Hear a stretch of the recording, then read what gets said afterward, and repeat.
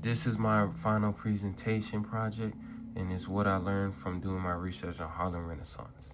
The Harlem Renaissance, roughly 1918 and 1937, was a vibrant African American cultural movement centered in Harlem, New York City.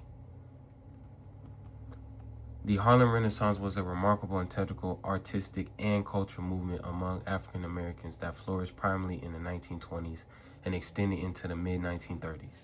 Centered in the Harlem neighborhood of New York City, it is often called the New Negro Movement. It represented a bold assertion of black pride, self-expression, and identity during an era of widespread racial discrimination and segregation. Now here's a map of Harlem in 1920s and showing all the hot spots happened during the Renaissance. The Harlem Renaissance offers timeless lessons about culture, identity, resilience, community, and the power of art as a tool for social change. Here are the most important takeaways you can learn from it. Never let outsiders solely shape your identity. Pride in your heritage, history, and lived experience is a form of resistance and empowerment. This spiritual coming of age fostered a new scene of dignity that influenced generations. Now here's a quote that says, "Art is our weapon, but culture is a form of resistance." Let's get into it and more of it. Art isn't florist. It can be a vehicle for social, political progress, whether through poetry, novels, or paintings. Culture helps shape public perception and laid groundwork for the civil rights movement. Surround yourself with like-minded, talented people. Community and collective creativity amplifies individual efforts and create movements that last beyond any single person. Here's a map view of Harlem in New York City. Systematic challenges don't have to define or limit you. Creativity, education, and cultural expressions can be act of defiance and source of hope. Unity doesn't require uniformity. Healthy movements allow room for difficult voices, styles, and approaches while working toward common goals like dignity and justice. Cultural shifts can plant seeds that bloom decades later. Small acts of creation and assertion today can contribute to larger social change tomorrow. These lessons still apply today in discussions of identity, representation in media and arts, cultural appreciation, and using creative platforms for activism. The Renaissance reminds us that even in difficult times, celebrating your culture and telling your own stories can be profoundly powerful. In my research, yes, the Harlem Renaissance is full of surprising and fascinating details that often go beyond the standard narrative of black artists flourishing in 1920s Harlem. Here are some of the most interesting and lesser known aspects. In just 2 decades, Harlem went from about 10% black in 1910 to over 70% by 1930, with roughly 175,000 to 200,000 African Americans packed into merely 3 square miles. This made it to the largest concentration of black people in the world at the time. The Great Migration didn't just bring people. It created an instant dense culture hub unlikely anything before. The 1920 ban of alcohol led to thousands of illegal bars that needed entertainment to attract wealthy white customers. This created well-paying gigs for black musicians like Duke Ellington and Louis Armstrong, helping spread jazz far beyond Harlem and turning into a national phenomenon during the jazz age. Without prohibition, and the music scene might not have exploded the same way. Many artists, including Langston Hughes and Zora Neale Hurston, were financially supported by wealthy white patrons. Some patrons were generally helpful, but others were driven by pietism, a racist view of black people as more instinctual, exotic, or vital compared to civilized whites. One nutritious patron, Charlotte Osgood Mason, demanded to be called Godmother and expected artists to embody her idealized version of blackness. This created tension.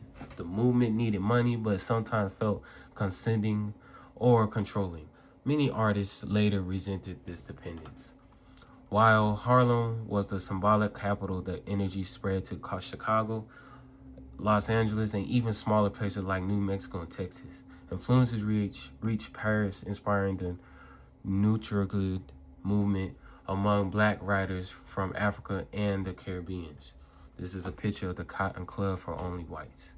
Wealthy whites would slum in Harlem for exotic thrill of jazz clubs, but places like the famous Cotton Club were whites only for audience. Black performers entertained white guests, but blacks locals were often barred for entering customers. This created a strange mix of cultural celebration and underlying racism.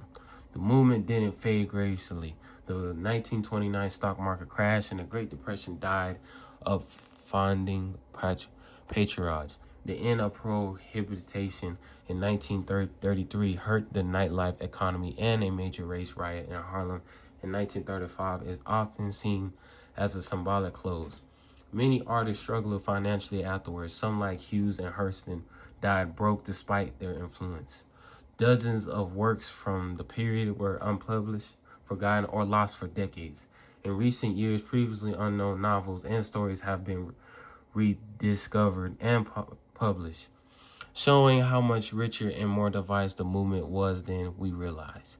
Yet several aspects of the Harlem Renaissance has been challenged by historians, critics, and later scholars. These critiques question romanticized views of the movement as an undefiled trumpet rebirth that dramatically advanced racial equality through art. Here are the main ideas that challenge common perceptions. The movement is often celebrated as a foundation for the civil rights movement, but skeptics say its artistic focus to detach from political activism and economic realities, especially one of the Great Depression hits. This is a picture of W.E.B. Du Bois.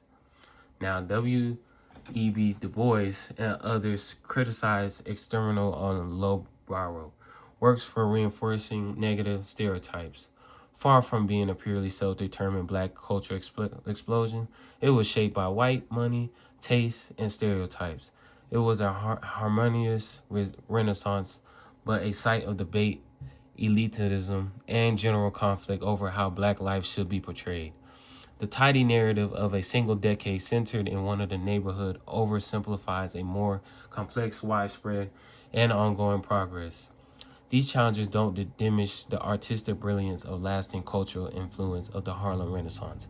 Instead, they make the story richer and more realistic, showing it as a product of its time, full of contradictions, external pressures, and internal debates, rather than a flawless trumpet. Why is the Harlem Renaissance is important? The movement popularized the concept of the new Negro, a shift from passive stereotypes to bold, self-defined expressions of black life, heritage, and experience. Writers, artists, and intellectuals rejected degrading characteristics and instead celebrating urban realities. African roots, folk traditions, and the struggles of the Great Migration. This instilled a lasting spirit of racial pride and social consequences across black communities nationwide. The influx of millions of African Americans from the ritual south of northern cities created a contracted hub of talent. This demographic shifted turned Harlem into a dynamic cultural mecca, where southern traditions blend with urban life, fueling an explosion of literature, jazz, blues, visual arts, and theater. Without the Great Migration, the scale and energy of Renaissance would not have been possible. It brought mainstream attention to black creativity and helped interrogate African American voices into the border of African American culture. And on the right of me, there's a picture of the writers and poets during this time. Now, the Renaissance frustrated militancy, political activism, and institutions like the NAACP. It emphasized on self-determination and cultural resistance, provided intellectual and emotional foundation for the civil rights movement of the 1950s, 1960s, and later movements like the Black Arts Movement. In a sense, the Harlem Renaissance marked turning point. It was the first major African-American-led modern arts movement and demonstrated how culture could serve a form of resistance and empowerment. What can we learn from studying the Harlem Renaissance? Claiming control over your own story rather than accepting other stereotypes builds dignity and resilience. The new Negro idea shows how pride and heritage can fuel personal and collective strength. Literature, music, and visual arts can challenge injustice, educate society, and inspire activism.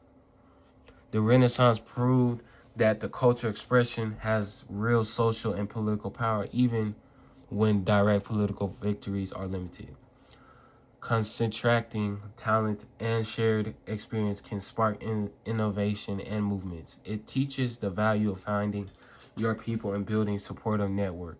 The movement thrived despite racism, economic barriers, and international debates. It reminds us that the creativity, hope can persist and even flourish in difficult times. Culture gains do not automatically translate to economic or political equity. The era's contradictions highlight the need for manufactured approaches to justice, combining culture with activism and structural changes. Questions of how marginalized groups portrayed, who controls narratives, and how art intersects with identity continued in today's media, social movements, and debates about diversity. Now, to the left of me, I use this word resilience, which means the capacity to withstand or recover quickly from difficult toughness, which I chose that because I believe this is what they were mainly blacks were dealing with during the Renaissance. Overall, the Harlem Renaissance shows that even short bursts of cultural energy can have long-lasting ripple effects on identity, arts, and society. It encourages us to value creativity, community, and self-assertion as forces for progress. Here are some of the additional details, specifics, and lesser-known tidbits about the Harlem Renaissance that add depth beyond the standard overview. These highlights the movement, complexities, quirks, and human stories. Carl Van Vichy wrote the controversial novel Nigger Heaven, which some collaborated and others criticized for sensationalizing black life. Magazines played a huge role. Now to the right, here's a magazine view of jazz music being played. The crisis reached 100,000 monthly readers by the early 1920s and published early works by Hughes Mackay and James Toomer. Opportunity and others like The Messenger and Fire gave platforms to emerging voices. Many gatherings happened, rent parties in private apartments. Attendees paid a small door fee to help host cover rent. Jazz greats like Fats Waller sometimes performed. These events were crucial for networking and building the cultural scene outside formal venues. Now here is a video of how the Harlem Riot of 1935, of the hidden spark that lighted a revolution and shift the whole city. These tidbits reveal the Harlem Renaissance as a messy, contradictory, and deeply human, not just a glamorous flowering, but a product of migration, economic pressures, radical dynamics, and a bold individual creativity. It was both celebratory and constrained by the era's realities. All right, here's my bibliography and all the cited sources that I used. Thank you. This is what I learned from my takeaway of the Harlem Renaissance. And that's my final project presentation.